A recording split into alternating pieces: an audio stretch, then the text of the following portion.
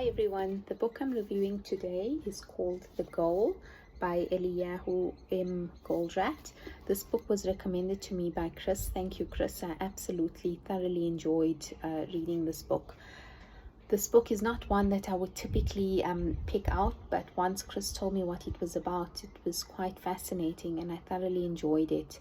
It took me about 2 days to get through this, and I love how the book explains a very technical concept but breaks it through the journey that the employees or the people in this book go through, and as they're discovering the process they need to follow, so do you. So it really is about teaching you through a thinking pattern, through looking at problem solving, throughputs, constraints, and how you can go about unpacking each, and really helps you to form a thinking process, if I can say, a different way of analyzing and looking at problems.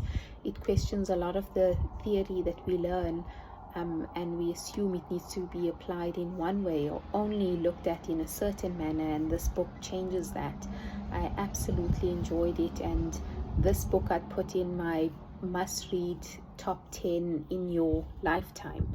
Highly recommend. I got mine's off the Loot. I'm sure you can get that there, or exclusive books or anywhere else. I'm going to read some extracts now for you. Do you believe that the only way you can create excess inventories is by having excess manpower? He says.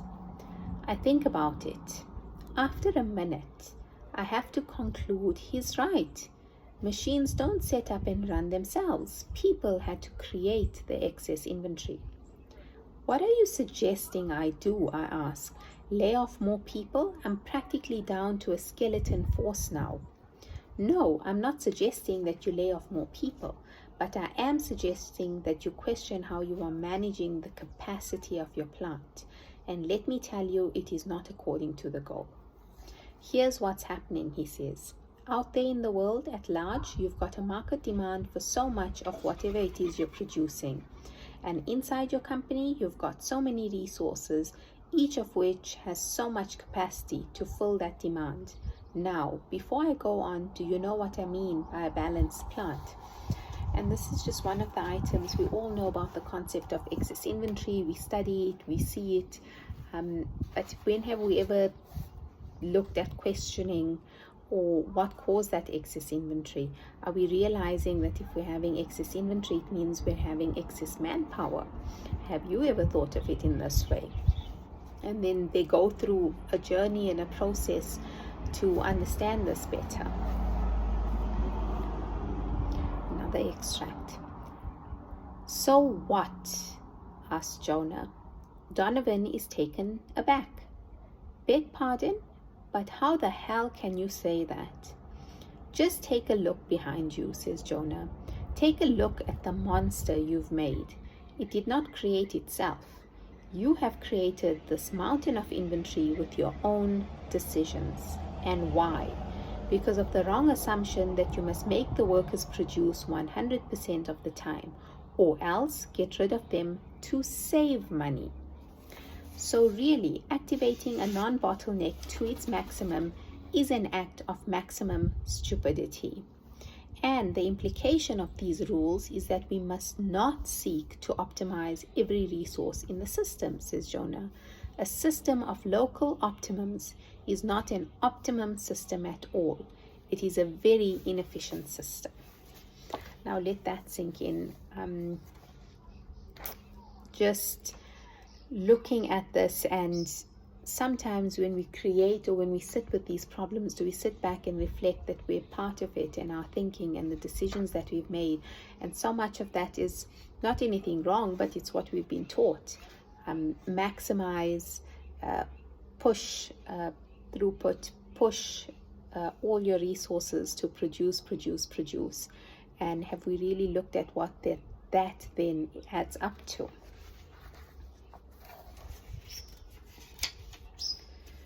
Another extract. Okay, fellas, I say firmly. Bob's last suggestion has really clarified what we're dealing with here. We're dealing with the fact that we haven't got any idea of what we're doing.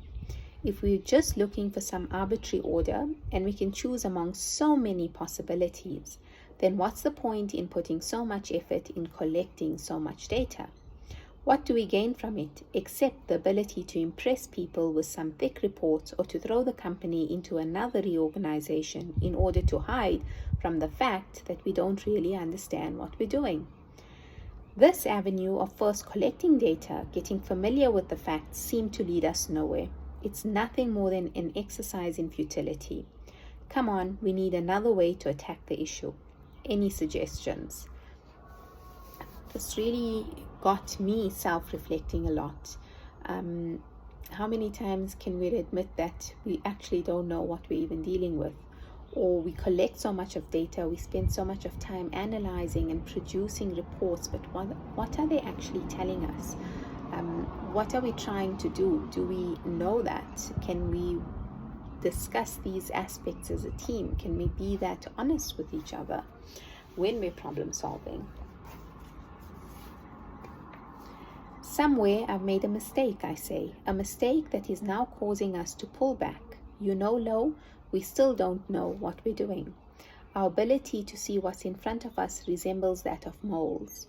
We're reacting rather than planning. But you've got to agree we are reacting much better than before. That's not a real comfort, Lo. We're also moving much faster than before.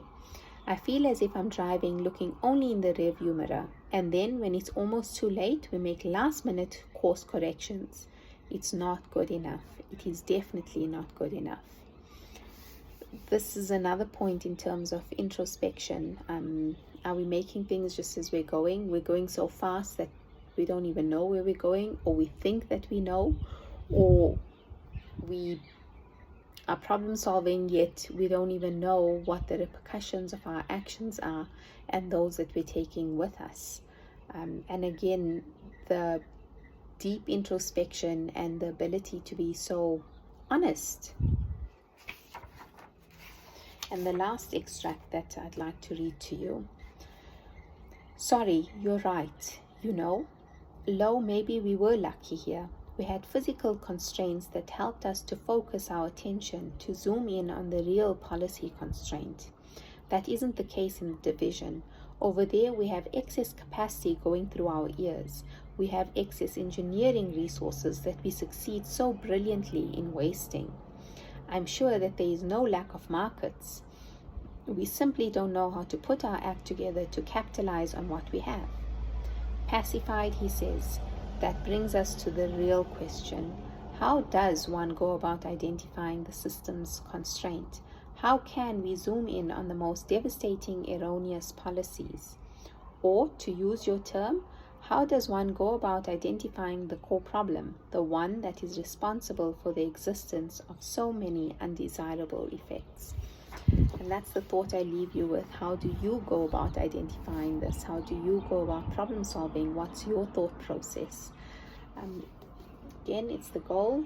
If you've read it, drop me a comment. And if you haven't, go and grab a copy and then drop me a note to let me know if you enjoyed the book. Thank you.